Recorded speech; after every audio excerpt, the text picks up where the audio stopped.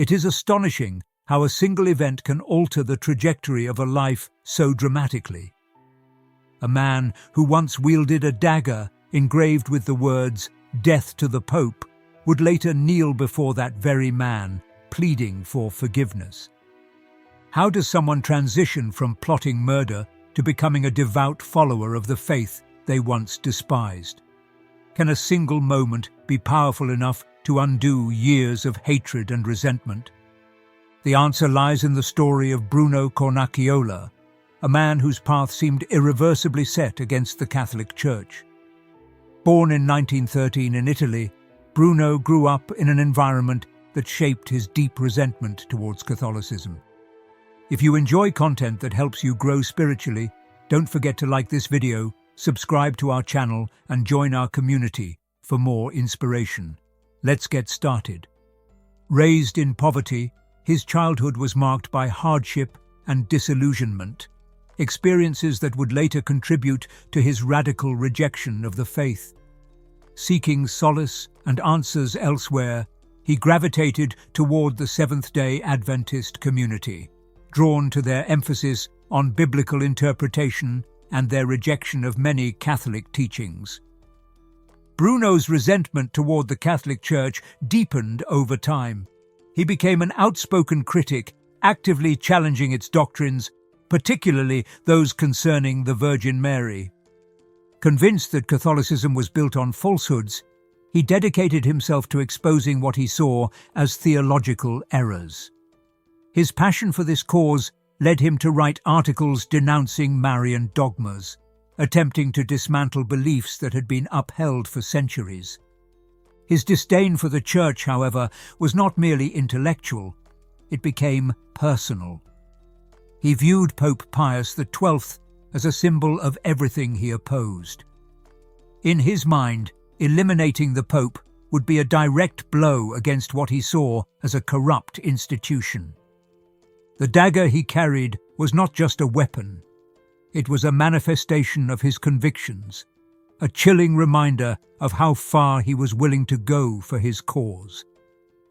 At 34 years old, Bruno was a man consumed by anger, fueled by his mission to challenge and destroy the faith that millions cherished.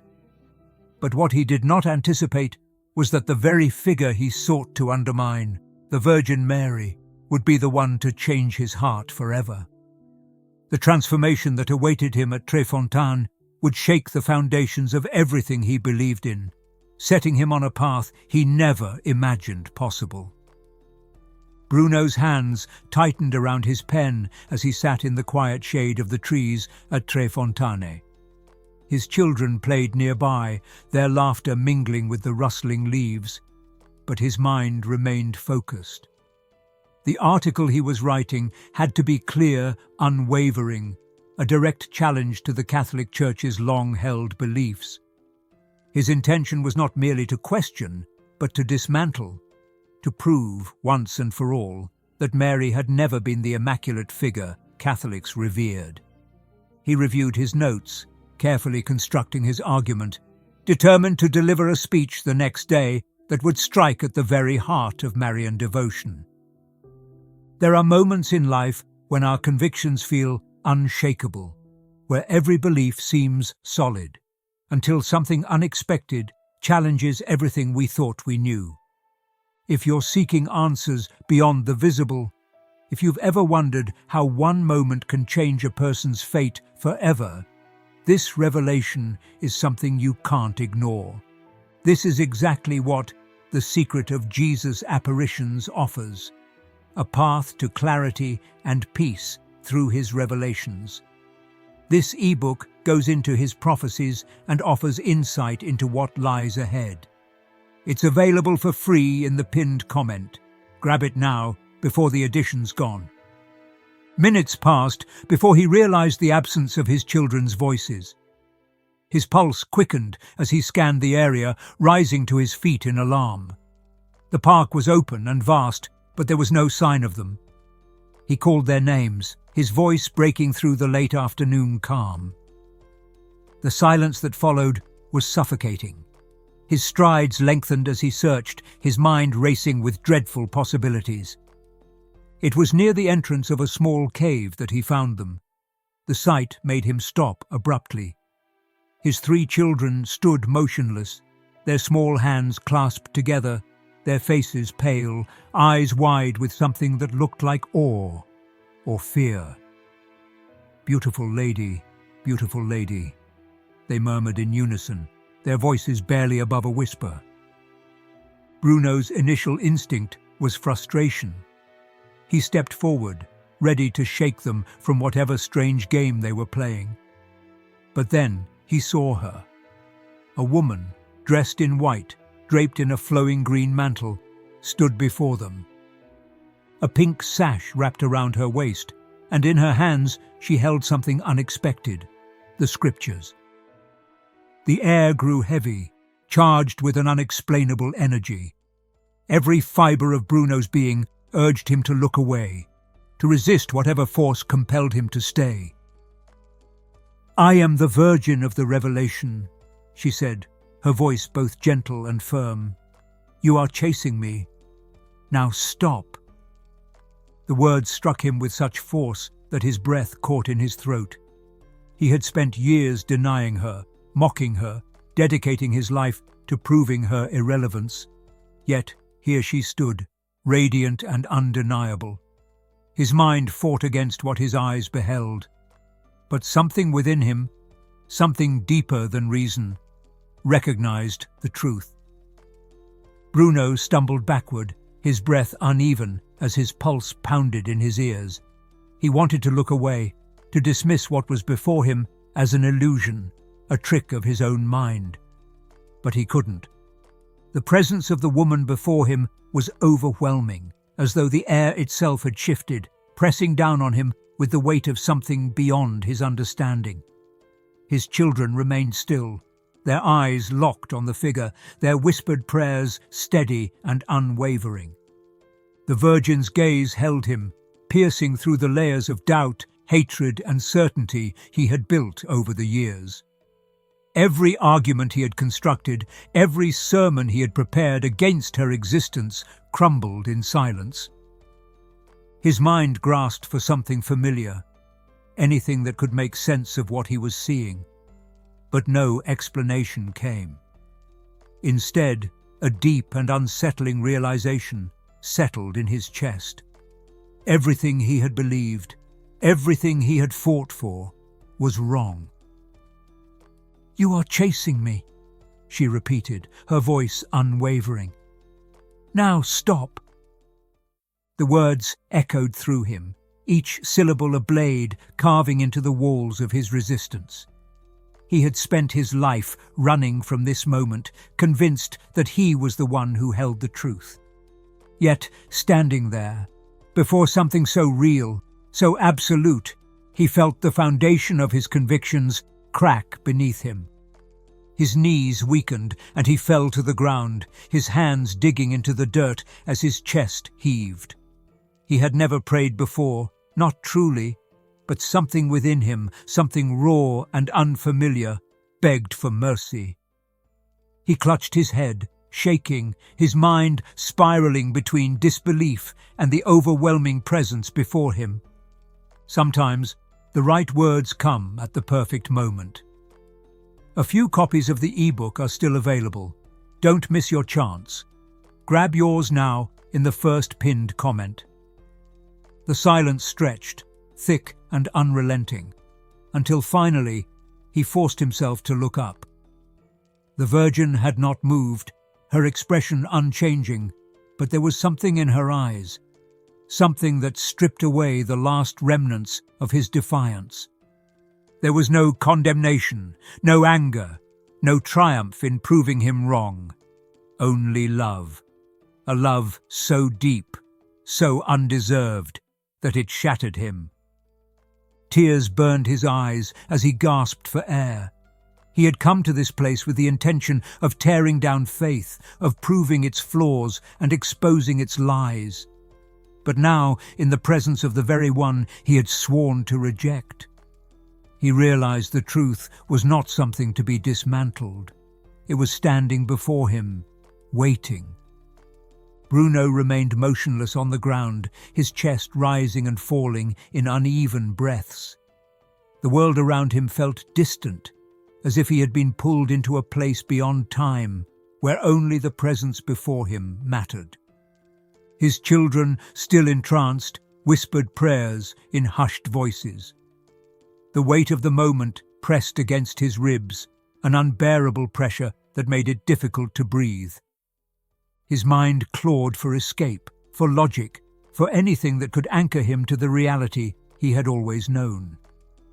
He had spent years sharpening his arguments against Marian devotion, crafting precise words to dismantle the very faith that now left him trembling. His past convictions, once unwavering, now felt fragile, like dried leaves crushed underfoot. The Virgin did not speak again, but her presence alone was an answer to every question he had ever raised. His hands, once meant to wield a dagger against the leader of the church, now shook under the weight of his own unworthiness. He had called himself a warrior for truth, but in that moment he realized he had been blind to it all along. Something warm trickled down his face. He lifted his fingers to his cheek and felt the dampness of tears. When had he started crying? He clenched his fists, his nails digging into his palms. Shame curled in his stomach like a living thing, twisting and tightening. How could he, the man who had planned to spill innocent blood in the name of his own pride, be given such a vision? His children still stood in quiet reverence, unaware of the storm raging inside him. Their innocence contrasted sharply with the darkness he had carried in his heart. He thought of the dagger hidden in his belongings, the one etched with the words that now felt like a brand against his soul. Death to the Pope. A wave of nausea swept over him. He had been so sure of his mission, so convinced that he had been fighting for righteousness. And yet, here he was, confronted by a love he could neither reject nor explain. He gritted his teeth, swallowing the bitter taste of realization. His life could no longer remain on the same path. Somewhere in the distance, the wind stirred the leaves, rustling through the trees as if whispering a response to the silent battle waging within him. He did not know what lay ahead, but he understood one thing. He could not walk away unchanged. A small discovery can change everything. Get your free copy of the ebook while it's still available. Few copies left. Check the first pinned comment. Bruno's legs felt heavy as he forced himself to rise from the ground. His pulse was still unsteady, his breath uneven, but something inside him had shifted. He turned his gaze toward his children, their hands still clasped in silent prayer. They had seen her before he had. They had believed before he even considered the possibility. Shame gnawed at the edges of his mind, but there was no space for self-condemnation now. Something greater was at play. The apparition faded as gently as it had come, dissolving into the air like mist touched by the morning sun. The warmth of her presence lingered, pressing against his skin, but the vision itself was gone. A hollow quietness settled over the cave, broken only by the distant hum of life in the park beyond. He could hear the faint murmur of voices, the occasional laughter of children running through the grass, oblivious to the transformation that had just taken place within him. He needed to leave. His hands trembled as he reached for his children, guiding them away from the cave's entrance. Their eyes met his, filled with a knowing he could not yet comprehend. What had they felt? What had they seen in her gaze? He hesitated, his throat tightening, but no words came. The walk back home was silent, each step heavier than the last. The dagger in his bag weighed on him like an iron chain. That night, sleep evaded him. Every time he closed his eyes, the vision returned, not in flashes of terror, but in a soft, unrelenting call. The Virgin's voice echoed in his mind, repeating the words that had unraveled his soul. "You are chasing me. Now, stop." He tossed and turned, his past warring against the undeniable truth that had been placed before him. By dawn, exhaustion clung to him, but clarity had begun to take its place. He could not keep this to himself. His entire life had been defined by his crusade against the Church, but now a new battle had begun, one against the very hatred that had fueled him. He reached into his bag, fingers grazing the cold steel of the dagger. He had carried it with the intent to kill, but now it served only as proof of the man he had been. There was only one place to go: the Vatican. He would face the very man he had once sworn to destroy. The dagger felt heavier than ever as Bruno gripped it inside his coat, each step toward the Vatican laced with tension. His mind raced with thoughts of what he would say, how he would explain what had led him here. The weight of his past actions pressed against him, but the vision at Trefontaine had left no room for doubt. He had to face the man he once swore to kill. The guards at St. Peter's Basilica eyed him warily as he approached. He had nothing to offer but his words, nothing to prove that his intentions had changed except the trembling conviction in his voice. "I need to see the Holy Father," he said, his hands tightening into fists to suppress the shaking. The guards hesitated before escorting him inside. "Clarity is just a step away. This e-book won't be available for long. Claim your copy now before it's gone." First pinned comment. The grand corridors of the Vatican stretched before him, each step echoing against the polished floors. He had imagined this place before, but never like this. Never as a man seeking redemption instead of revenge. When the door to the papal chambers finally opened, he was met with the serene gaze of Pope Pius XII. Bruno hesitated, his throat dry. The words lodged in his chest, suffocated by years of defiance. He reached inside his coat, but this time not for violence. With slow, deliberate movements, he pulled out the dagger, the engraving gleaming under the dim light. Death to the Pope. He knelt, lowering his head, his voice barely above a whisper. "I came here once with the intent to kill you." His fingers curled around the weapon's hilt before he set it on the floor, his voice breaking. "I come now to ask for forgiveness." If this message makes you think and you feel it connects with you, don't forget to like it, subscribe to the channel and leave a comment. Also, if you really want to support our work and help us keep creating valuable content, consider giving us a super thanks.